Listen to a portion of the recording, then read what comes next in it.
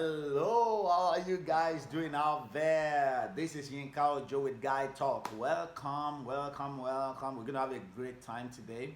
Now, if you have subscribed, you're one of my subscribers. Thank you very much for making it happen. I hope you've been getting blessed and enjoying these videos. Now, if you have not yet subscribed, I want to ask you, why don't you just subscribe today? It helps to get this word out when you subscribe. Also, hit the notification bell. There's a bell on your screen. Hit it, and it's going to let YouTube know that they need to notify you anytime I come up with a fresh video. I'm going to be bringing out 2 videos every week. That's what I've been doing for quite a while now, and it's going to help you and enrich your life as a man. We believe that manliness and Christ-likeness are synonymous. All right. Now, I also want to tell you that as I share this, as I talk about this today, I want you to comment on this video, like this video, and share this video on other social media platforms. So let's get the word out. What am I talking about today? Well, I am talking about how to talk to your young son about, you guess it, sex. The very touchy subject. I want to give you some of these tools because I've found that by virtue of what I do from time to time, the parents call me to come and talk to their child. Maybe when the child is about to go into secondary school, the son come and talk to the child about what to do, what not to do, so that the child would not create problems for them. And senior boys in the hostel will not, lead their child astray and all of that. So over the years, I've done that quite a little bit. But today I want to just give you as a parent, especially as a father, as a guardian, and as a father, you need to realize that primarily it is your responsibility, your God-given responsibility, to talk to your son and guide your son properly into a celibate life, a life of holiness, uprightness, and trusting God that your son, all your children, but especially if you're a man, your male children are your direct responsibility, that they get married as virgins.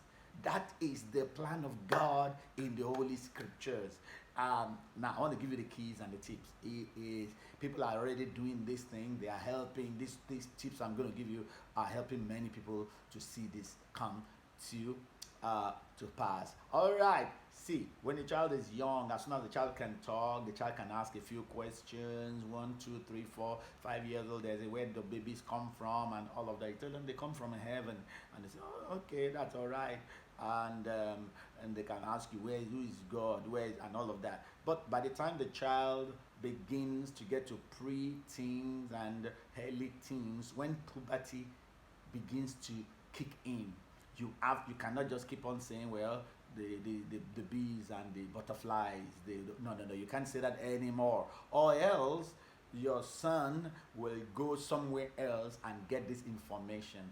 And as a man, especially a righteous, upright man, you want to be the one giving your child the first information, the best information, the righteous information, so that when you put the foundation right, then any other thing they hear from outside, the authority of their dad stands superior and supreme. So remember this. You want to hint on celibacy, sins as early as any time, and let them know that that uprightness is important.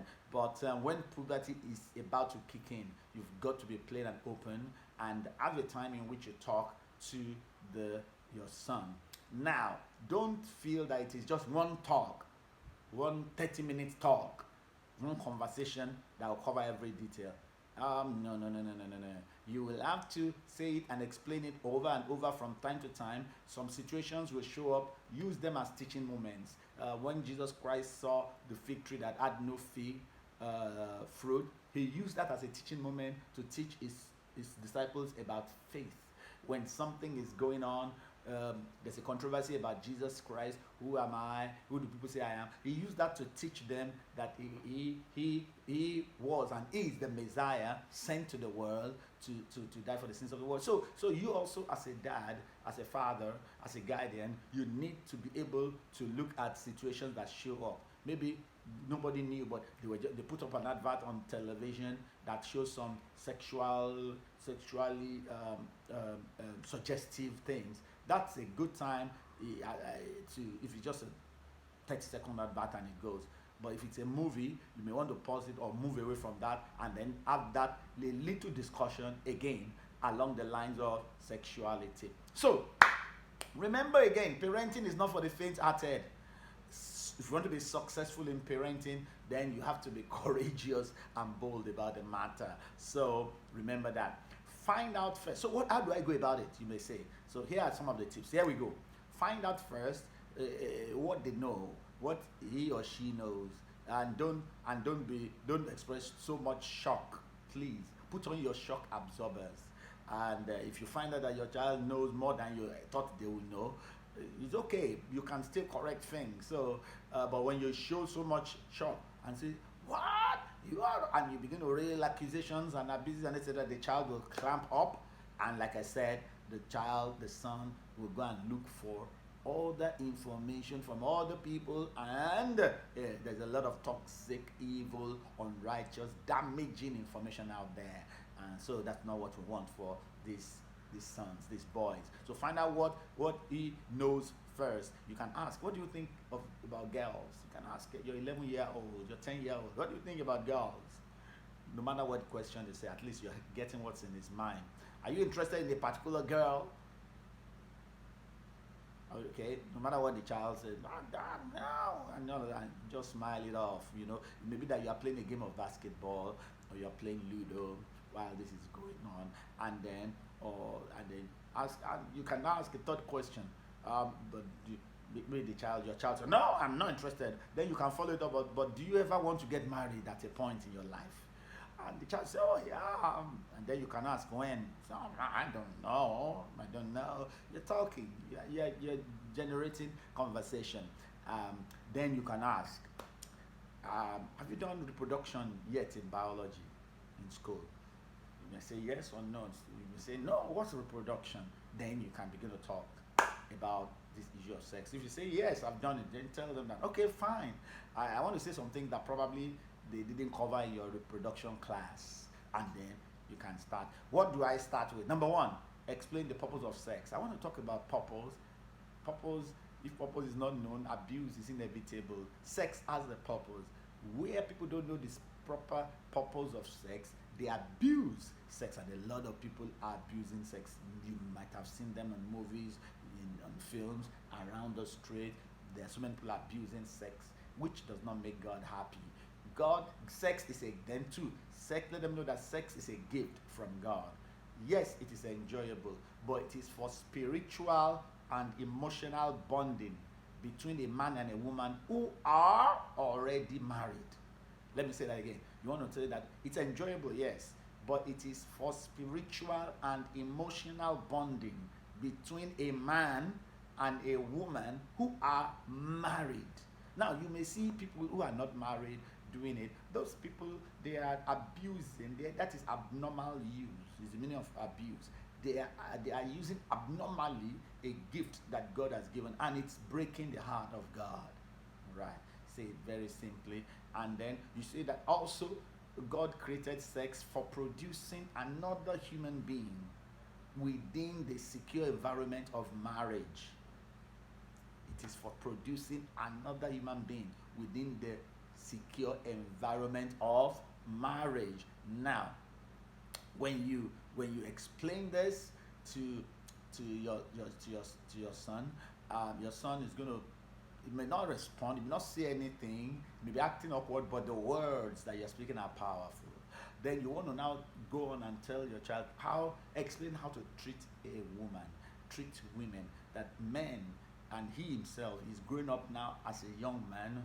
Women, ladies must be treated not as sex objects, but they must be treated as human beings with intelligence. They must be treated with respect.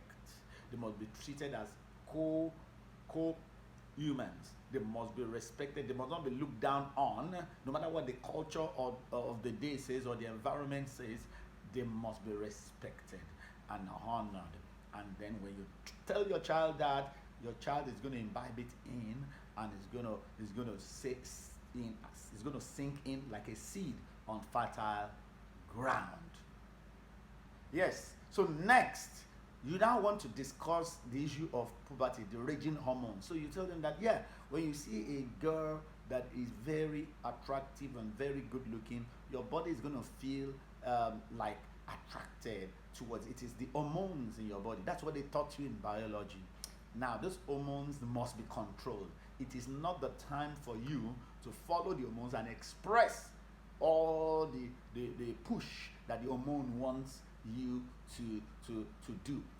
This is where you have discipline. God will help you to be disciplined, but you also must be a self-disciplined person. So, until you're married, remember, sex is enjoyable and pleasurable only, but it is only for a man and a woman who are already married. So keep that in mind. So you discuss with them about the raging hormones that come with puberty. Let them understand that there are some things people do because they just want to express, because they lack discipline, that they go into pornography, which is looking at people having sex or looking at naked women. It is evil before God. Some of them are involved in masturbation, trying to have sex with themselves. It is evil before God. And so now, how do you now talk to him and say, now how do you make sure you can control and discipline yourself?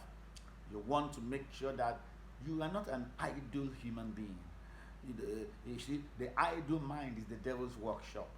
When a person is idle, various thoughts that are evil, the devil looks for such a person and begins to put various thoughts that are evil upon them. Make sure you are always a busy person. You have a lot of goals ahead of you, things to write, things to study, books to read, and projects to achieve all the time.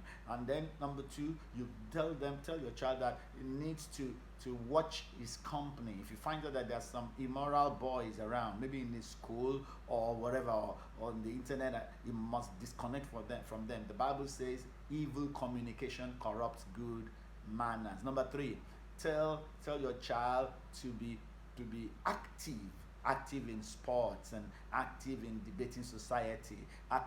Very active. It's very important. Some of the energy of puberty and youth can be dissipated in that way. Then ask your son to be accountable. Tell your child to be accountable to find the righteous friends that they can hold each other accountable and make up their minds that, you know what, we are saving sex till marriage as guys. To be accountable for one another, and then also to be accountable to somebody who is spiritual, maybe like you, or like a more older person who is also living a righteous, upright life. Accountability is very, very important. And then encourage your son to have a close walk with God for himself. Ask him if he has given his life to Christ, help him to get born again. Ask him if he's been spirit-filled, help him to get spirit-filled. And then, more than anything else, tell him that Christianity, being a child of God, being a person that pleases God, involves being disciplined. Christianity is about being disciplined, disciplining the flesh, so that the flesh does not lead your life into sin. So you put the flesh under, you keep the flesh in submission, you ask for the grace of God every day. Then you keep your eyes, you guide your eye gates, and you guide your ear gates. Let your son know that his most important and crucial sexual organ is his brain. And this brain is fed by the eye gates and the ear gates. That he must shut the eye gates and the ear gates from immoral pictures, immoral sounds, immoral sights and sounds. If he can discipline himself that way, he's not going to fall into a lot of temptation that many other young people fall into. And finally, use Joseph in the scriptures as an example of a young man who decided to be disciplined. Free sex was offered to him on a platter of gold, but he refused because he did not want to sin against God. And encourage your son to be like Joseph. That's the reason why God could trust Joseph with the throne.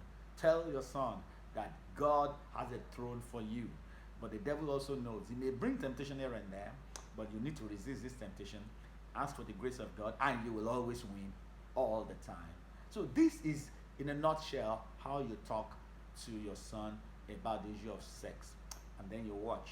From time to time, you watch, and then you may reinforce. Look at this. A situation shows up, then reinforce an aspect of what you've talked about, and on and on and on, until after a while, your child has embraced this as a modus operandi for life.